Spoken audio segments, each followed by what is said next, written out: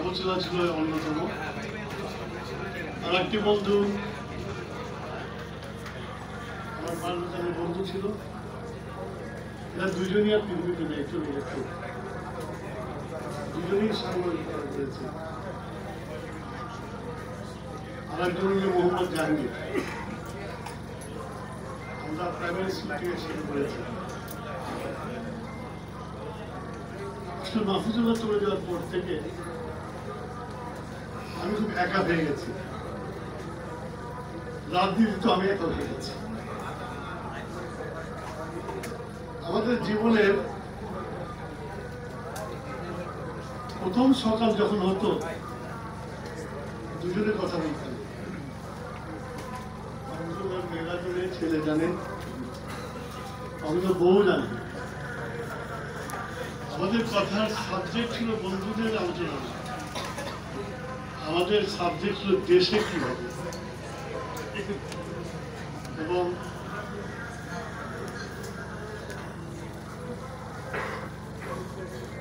আমার সাথে ওর সাথে বেশিরভাগ সময় মতের অমিল হতো, এবং বেশিরভাগ সময়ে আমরা টেলিফোন রেখে দিতাম ঝগড়া করে, কিন্তু রাষ্ট্র নিয়েই আমরা আলোচনা করতাম। আজ আমার মনে পড়ে প্রতিদিনের মতো সকালবেলা টেলিফোন মাহফুজুল্লাহ আসতো না। আমি তো অনেক বলতে পারি, আমার নেতা ফখরুল ইসলাম আলমগীর মানা করেছে। তো সেই দিন ও ফোন না করাতে আমি ফোন করলাম। আমি ফোন করে বললাম, দোস্ত কি ফোন করিস না, শরীরটা ভালো না, কি করবি আজকে? আমরা প্রত্যেকেই মিট করতাম। ওই যে বললো ওর অফিসে, এখন ধানমন্ডির অফিস চলে গেছে, ওর সাথে ভালো লাগছে না। ইউনিভার্সিটি আজকে লেকচার নাই, আসে যাবো না। আমি তখনই বুঝতে পারতাম শরীরটা খুবই খারাপ, ক্লাস কিন্তু যাবে না মাহফুজুল্লাহ, এটা হইতে পারে না। দোস্ত আমি আসি, তুই আসি কি করবি?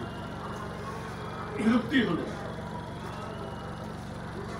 আমি একটু অভিমান করে টেলিফোনটা রেখে দিলাম। অভিমান করে যাইনি। দুপুরবেলা হঠাৎ করে মামুল আলমগীর ভাই বললো, তুমি কোথায়? আমি কেন? মাহফুজুল্লাহর অবস্থা খুব খারাপ, তাড়াতাড়ি চলে আসো। আমি বলে ছিলাম, তারা খুলে করে এসে আইসিইউতে ঢুকে দেখলাম আমার বন্ধু জমিরুল্লাহ বলে গেল যেরকম সেই অবস্থা, কথা বলতে পারছে না, কিন্তু আমাকে দেখে দুই চোখ দিয়ে পানি ছেড়ে দিল। আমি এখনো সেই দৃশ্য বলতে পারি না।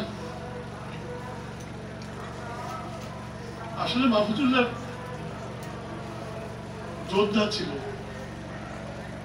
যেমন ৭১ মুক্তিযুদ্ধে ঢাকা শহরে আমরা এদিক ওদিকে বোম মারতাম। আমি অনেক সময় ভয় পেয়ে যেতাম, বলতো চল বাসে উঠি, তাহলে আর্মি টের পাবে না। ফাঁকা জায়গা না পেয়ে ডবল টিকার বাসে করে যখন ঢাকা শহর দেখতাম, ভয় পেতাম। মাহফুজুল্লাহ আমরা হাত ধরে থাকতো। আমাদের জীবনে এমনও গেছে এই ৭১-এর সময় পকেটে ২ টাকা ৩ টাকা আছে, খেতে হবে। মাহফুজুল্লাহ বলতে চল সদরঘাট যাই, নৌকার মধ্যে কম পয়সায় খাবার পাওয়া যায়। আমার জীবনের এই নৌকার মধ্যে খাওয়ার অভিজ্ঞতায় মাহফুজুল্লাহ আমার শিখিয়েছিল। রাজনৈতিক উদ্দেশ্য হাসিল করার জন্য, রাজনৈতিক মানুষের স্বাধিকারের জন্য যে কোনো স্তরে মাহফুজুল্লাহ নামতে পারত। আমি শৌখিন ছিলাম একটু, আমার জন্য কষ্ট হতো, কিন্তু মাহমুদুল্লাহর সাথে তাল মিলাতে হতো আমাদের মসজিদের জীবনে। পয়সা কম হয়ে গেছে, আমরা একটা ডিম কিনে ভর্তা করে ওদের ক্যান্টিন থেকে ভাত নিয়ে এসে খেয়েছি, এটাও আমাদের জীবনের অভিজ্ঞতা ছিল। এটা বলতে গেলে অনেক বলতে হবে আমাকে, সময় যখন কম। শুধু এইটুকু বলতে পারি, মাহফুজুল্লাহ দিনে দিনে তৈরি হয় না। ছাত্র জীবন থেকে শেষ পর্যন্ত যে স্বপ্নের জন্য আমরা লড়াই করেছি, মাহফুজুল্লাহ লড়াই করেছে, সে স্বপ্ন মাহফুজুল্লাহ দেখে যেতে পারে নাই। আমার মনে হয় আমরাও দেখে যেতে পারবো না। তবে আমরা আশা করি একদিন এই স্বপ্ন পূরণ করতে পারবো। মাহমুদুল্লাহ জ্ঞানের কথা অনেক আলোচনা করেছেন, পড়ার কথা অনেক আলোচনা করেছেন। ওর একটা খুব সুন্দর হ্যাবিট ছিল, সব রকমের করে করে রাত্রে যখন বেশি হতো তখন মাহমুদুল্লাহ বই নিয়ে পড়তে বসত। আমরা ছাত্র নিলাম, আমাদের পড়তে হইতো। যে বললো এখনকার ছাত্ররা পড়ে না, নান্দুকে কথা বলে গেল। আসলে তখন কিন্তু আমাদের পড়তে হইতো, আর আমি পড়ায় ফাঁকি পাচ্ছিলাম। তো পরের দিন সকালে যেটা শুনতাম এই বইটা পড়লে মধ্যে কি আছে, তো আমাকে পঙ্খানুপুঙ্খ বুঝিয়ে দিত, আর সেটাই হতো আমার জ্ঞান। তো সেই জ্ঞান দিয়ে আমরা বিভিন্ন জায়গায় জিজ্ঞেস করতাম।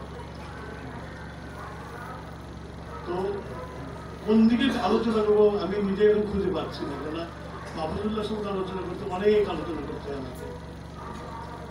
শুধু একটা আলোচনা করি আমি এখানে বক্তব্য শেষ করবো। আমরা যেহেতু বাম দল করতাম, ছাত্র ইউনিয়ন করতাম,